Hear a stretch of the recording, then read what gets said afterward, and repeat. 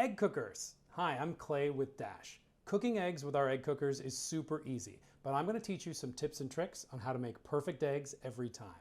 All right, first let me show you how easy it is to make eggs.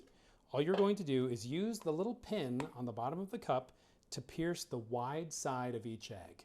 Fill up your egg cooker and then fill up your cup with the right amount of water for the number of eggs you have.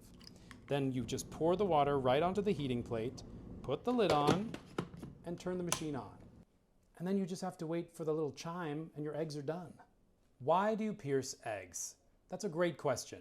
Have you noticed when you get your eggs home from the grocery store, they're always wide side up? That's because there's a little pocket of air in that side of the egg. When we use the pin to prick the eggs, it's going to do three things by releasing that air. One, it's going to make the egg easier to peel. Two, it's going to prevent the egg from cracking under the heat. And three, it will make it so you don't cook an egg with a flat side on the top. While these eggs are cooking, let me talk about the egg cup. Now, if you got a large egg cooker, it will come with a large egg cup. And if you read the side, you might be thinking, why does it take less water to cook more eggs? I know it's confusing, but it's physics which are confusing. Less eggs take up less space, which means there needs to be more steam to cook them.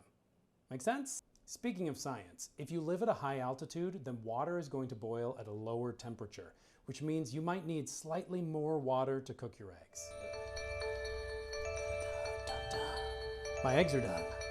Now that they're finished cooking, I would suggest putting them in some cold water, which will stop the cooking so you get really yellow yolks. It's also going to make them slightly easier to peel. That's a perfect egg. And that's it.